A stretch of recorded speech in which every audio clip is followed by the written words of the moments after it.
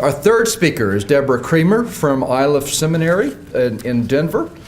Debbie is a United Methodist. She's written a couple of very important books or at least one for sure, in this area, and been one of the pioneers in bringing together theological reflection coming out of the world of disability, theology, feminist perspectives, and pastoral care, among other things.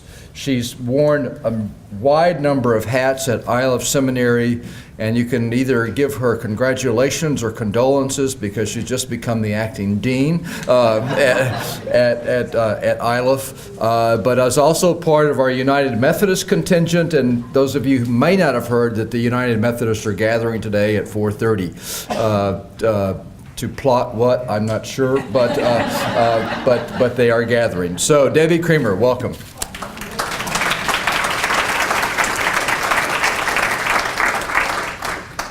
Yeah, now I'll have to think of something really good to plot during our time. I'm going to read a paper today, in part because I don't want to inadvertently use up all of the rest of the time today. What I'm reading is a work in progress for me. This is a wonderful chance for me to come and talk with folks who are interested in the same sorts of things I'm interested in, and who also bring widely diverse perspectives that I don't inherently carry myself. So I'm offering this as the start of a conversation, not as some scholar who's an expert who knows this stuff. I'm figuring it out, and I invite you over the next few days to help me figure this out too. I've also posted this paper on our blog site, which I think has been in the emails, but it's Theology and Disability, kind of run together, .wordpress.com. And you'll see this paper there. So if you need to go get another cup of coffee in the next 20 minutes, I won't be offended. Some of you know that my academic interests for quite some time now have focused on thinking and reclaiming disability from a theological perspective, and on thinking and reclaiming theology from a disability perspective. So both looking at disability from theology and theology from disability. And this has largely been through my proposal of the limits model, which I offer as a companion to models of disability that focus on moral, medical, or social and minority lenses. I have suggested that even as we push against uncritical moral understandings of disability that suggest disability is a curse or a blessing, and that we're victims or saints, and even as we declare medical understandings to be dangerously partial, we are more than body machines with parts that work and don't work to greater and lesser extents. And even as we advocate for the rights of people with disabilities who experience discrimination and exclusion based on the way society engages or fails to engage each of us, it's also important to remember that people with disabilities are not the only ones who experience impairment or limits. In fact, as I have argued, limits are an ordinary and unsurprising aspect of human life. I argue that disability is more normal than normal, in that normal really doesn't exist, or at least I've never met a completely normal person. And at most, any of us are temporarily able-bodied. I highlight the fact that all of us experience limits in some way, and at all the time we experience limits, and that perhaps it's time for us to pay attention to which limits we label as normal. For example, that we can't fly, versus those that we consider to be disruptive. For example, that I can't run. These questions are somewhat counterintuitive because we live and breathe these understandings of what is normal and what isn't. But you can get glimpses of the arbitrary nature of our sense of limits when you think about even how our ideas of what is and isn't a disability change over time or in different contexts and situations. Or how it's normal to adapt for the impairment that some of us cannot walk all the places we want to go. So we build cars and trains and planes and even space shuttles. But we don't choose to adapt for the impairment that some of us cannot hear the audio in a movie theater. Even more boldly, as a theologian, I've suggested that not only are our limits an unsurprising part of being human, but that they are also intrinsic to our humanity, and that they are good, if not, or at least not evil, perhaps along Hans's line there. Yes, there are some limits that are dangerous or that we ought not accept, and limits affect our lives in significantly different ways. I'm not arguing for a mushy sense of we're all disabled, but rather asking questions about how we live out our values as we live into and out of our limits. And in particular, asking how we interpret limits in light of our understanding of God, and how we think of God in light of our experiences of limits. For example, as I read Genesis 1, and I swear I wrote this before your talk this morning, as I read Genesis 1, where God saw all that was created and called it good, very good in fact, and I see that every single one of us has limits, I imagine that limits are not contrary to what is sacred and good. Or I suggest that it's not blasphemous to consider a God with limits, and that limits might even connect to characteristics of God that I would find valuable, such as perseverance, interdependence, and creativity, things that I often see growing out of experiences of limits.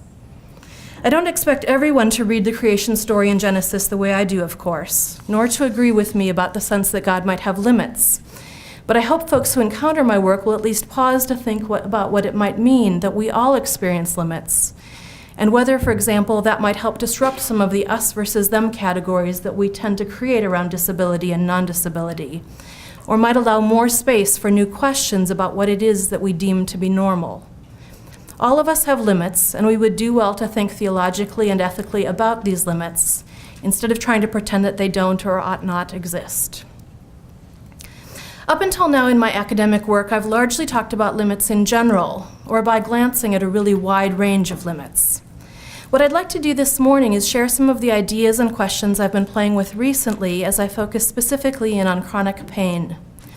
Just as I've argued that limits are not a defect from an ideal normal human, but rather are part of the ordinariness and goodness of creation, and thus that disability isn't a problem, but rather part of the beauty that appears in the diversity of humanity.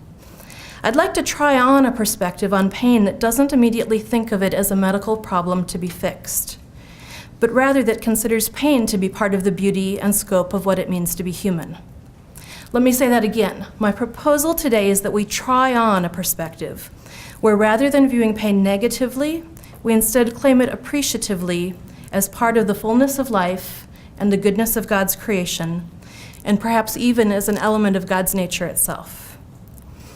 As with limits, I don't want to argue that we should not be concerned with fixing or treating pain, but rather what I'm proposing is that how do we treat it shouldn't be the only question that we ask. And as I mentioned, this is a genuine work in progress. What I'm presenting today is still somewhat new and experimental for me, and so I invite your curiosity and reflections as well and look forward to this conversation over the coming week. I should also say that I don't take on this topic lightly or strictly as an academic experience. I live with chronic pain. I have some degree of pain most of the time, and I have a lot of pain some of the time. And this pain is chronic, which means both that it's an ongoing part of my life and also that it's not easily linked to physical causes. It doesn't show up as a clear defect on an X-ray or an MRI, and it doesn't respond predictably to drugs or other interventions. To me, this is fascinating, even as it's also frustrating and literally painful. I can't help as a theologian but to reflect theologically on it. But aside from my self-curiosity, I'm interested in chronic pain for at least two other reasons, and I hope you'll join me in these interests. First, chronic pain is an area of disability that has not received a lot of attention, at least within the academic study of disability and religion. As disability theology itself has expanded from its initial focus on mobility differences to include a wider range of human experience, such as sensory difference, cognitive difference, and so on, I think our theological work, as well as our work as humans, has become more complex and messy in the best way. I hope that attention to chronic pain might offer a similar place of growth. Second, chronic pain is an area of disability that offers some really valuable challenges to our existing models and understandings of disability. Pain is messy. It doesn't connect neatly to advocacy work. It doesn't connect neatly to social or minority understandings of disability. And even medical and scientific understandings of pain keep shifting. As Sharon Betcher notes, attention to pain moves us beyond romantic or tidy notions of the body and into the chaos and anarchy of flesh, vulnerable and leaky and messy. She says it's like a teacup crackled with 10,000 veins. As a theologian, I think pain raises a lot of interesting questions about God and God's relationship to the rest of creation, in addition to what it raises about our relationships with ourselves and with each other. And perhaps most significantly for me, I think when we don't ask questions about things like pain, we don't claim our own interpretation, we leave it for other people to interpret for us. So as someone who lives with chronic pain, I'd like to talk for a moment about what pain looks like from these various points of interpretation, suggest why these are inadequate, and then I'll spend just a minute suggesting some alternative points of access, which I hope we'll continue to explore in this afternoon's conversations. I don't usually tell people about my pain, not in general. So just through this talk this morning, I've tripled the number of non-medical people who know about that I live with chronic pain. And I put it on the blog, so oh my gosh, everyone will know. But I also don't talk in detail to the trusted folks who know that I live with chronic pain. I don't often tell them this is a bad pain day, or this is a good pain day, or that I hit an 8 on the pain scale today. Good friends know anyhow, I suppose, because I limp or am grumpy or spacey, or because they notice I've made an extra effort to not limp or not be grumpy or not be spacey. But I don't say it. Why not?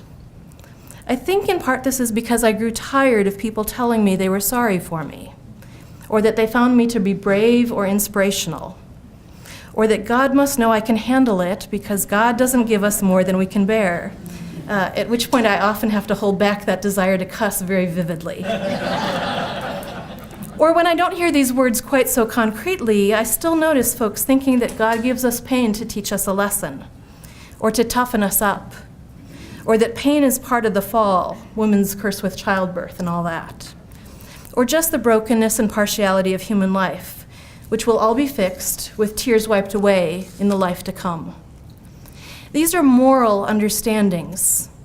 And while I don't want to make the argument here that any of these are wrong in and of themselves, my sense is that people often offer these uncritically and in ways that are detached from the rest of their belief system. Folks who don't believe in a God who chooses winning lottery numbers still seem to think there's a God in the sky who picked me for chronic pain. Folks who emphasize the complexity and interdependence and messiness of creation still see my pain as something uncomfortable and wrong that needs fixing, or at least for me to pretend that it's gone away.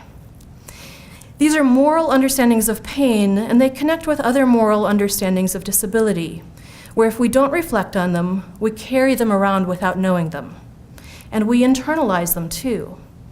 So partly I don't talk about pain around other people because I feel shame for my pain. And I don't think shame is an unusual response to pain, which also comes from our moral understandings or misunderstandings. I mentioned that the chronic in chronic pain signifies two things for me. One is that it's not an acute pain that appears and then eases predictably, but rather that it's part of the ordinary ongoing life for me. And the other is that it's somewhat distinct from what shows up during medical exams. And so I begin to wonder if it's all in my head, and that something that's in my head must be less right, less real than what my doctor can see. And so the doctor becomes the expert of my body. Now, it strikes me as odd that we're taught to trust a doctor more than ourselves in the first place, but that's for another time. But even acute pain is something that makes little sense within a strictly medical perspective. Now, at one level, it makes sense to think of pain as a signal for a problem that needs to get fixed, which could rest it neatly within a medical model that sees bodies as machines that occasionally break down and need repair. Pain is sometimes something like the car dashboard light that says service engine soon. But it's not neat and tidy like a computerized diagnostic program. As Elaine Scarry in The Body in Pain and others have argued, pain is inexpressible, something we cannot actually articulate to others. It shatters language, she says. You have almost no way to know whether I'm in pain right now or whether I'm making this up. Perhaps you've seen pain scales with those numbers from 1 to 10, where a patient is asked to rate how much pain she's in on a given day. The hope there is that each of us can at least be somewhat internally consistent, that a 5 for me one day resembles a 5 for me another day. But there's no way of knowing whether a 5 for you is at all like a 5 for me, and in fact, it's most likely quite different. Pain clinics these days focus as much on meditation and sleep habits as they do on drugs or other medical interventions. There's a lot of wonderful work being done on this, looking at pain management as the intersection between science and art, or between medicine and philosophy.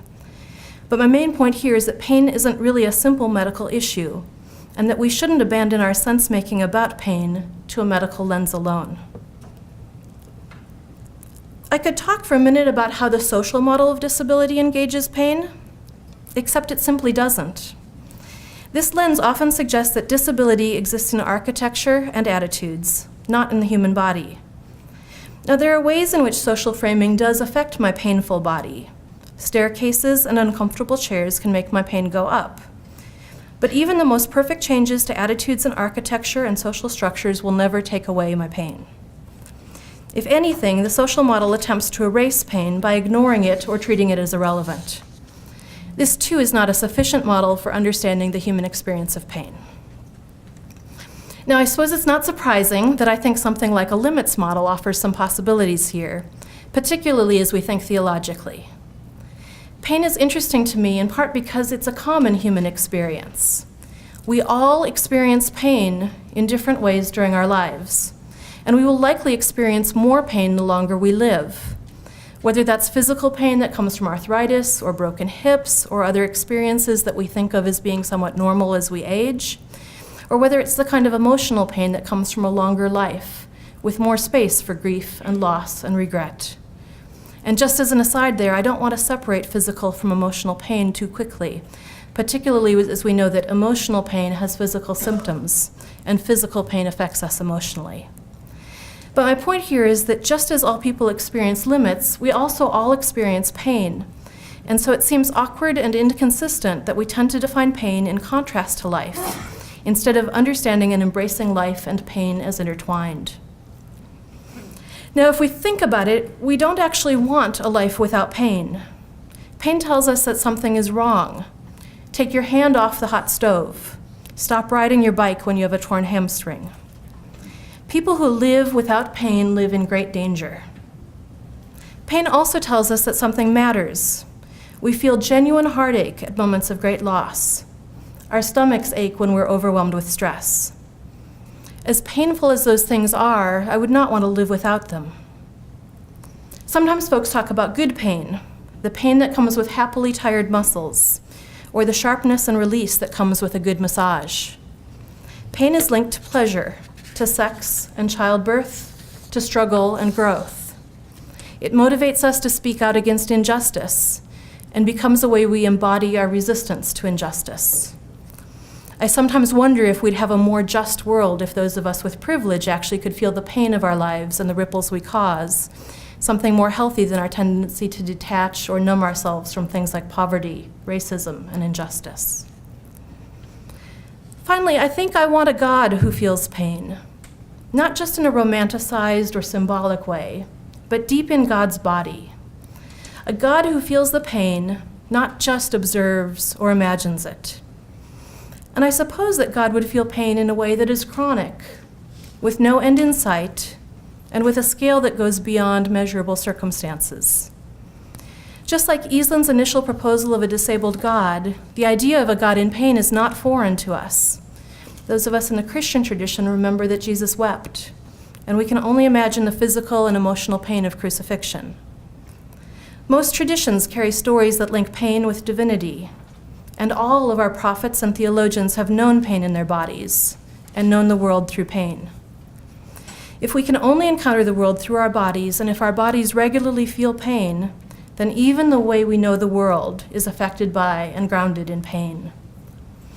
I even wonder if the incomprehensibility and unfathomability of God is like the incomprehensibility and language-shattering nature of pain. If I cannot articulate my pain to you, no wonder God, who must feel greater pain than I do, is one who cannot be fully articulated or known to me. Pain is unsurprising. It is intrinsic to be what it is to be human, and it is good, or at least not evil. I want to be a body who feels pain. I embrace my chronic pain as part of who I am.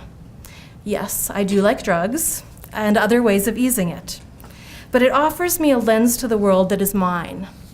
I don't know the world except through pain, and I value the world that I see in this way. It makes me pay closer attention to the world around me, even as it also gives me moments where all I can experience is myself. I might even go a step further here than I have with limits to suggest that pain is, in some ways at least, sacred. Now here I don't mean quite what Ariel Gucklick means when in his book Sacred Pain, where he describes how and why folks sometimes engage in self-harming tactics as a way to reach the divine, so fasting in the desert or going on long pilgrimage. No, I'm not suggesting that pain leads us to the sacred. What I'm suggesting is that pain itself is sacred, particularly in the ways that it unmakes us, which is also a phrase from Elaine Scarry. That pain transgresses ordinary space and time. And I don't mean a romanticized sacred either, one that's pure and perfect and up on an altar, but rather the messy, down in the dirt, alive kind of sacred, thoroughly grounded in the complexity of everyday real life, and yet also breaking into our lives in ways that thoroughly rupture them, completely unmaking us, whether we like it or not. But without such rupture, we would perhaps never really feel or live or grow. And perhaps we should be embracing these moments of rupture, even rejoicing in them, even as we also struggle against the pain in ways that refuse to romanticize or sterilize or passively accept it. Yes, I think pain sometimes is the check engine light, but as a theologian, my hope here is that it is also something more.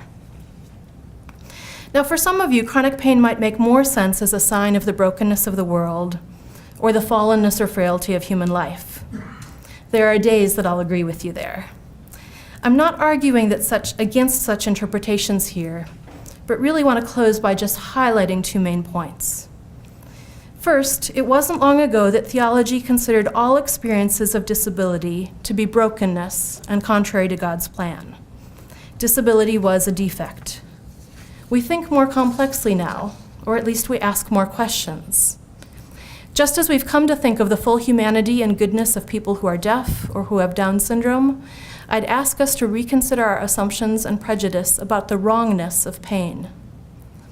Second, given that all of us experience pain some of the time, and some of us experience pain all of the time, I'd ask that we not only look at how to fix it, but that we also consider it as a source of knowledge, a way of knowing the world. And in that way, it is perhaps even part of the beauty of creation, the design of life, the depth of the human experience. Rather than trying to numb ourselves or erase our pain, I invite us to live fully into our pain, to ground ourselves in pain, to think about the ways that pain is embedded and entangled in the goodness of life, to welcome the ruptures, to dive deep into pain and find out what we can learn within it.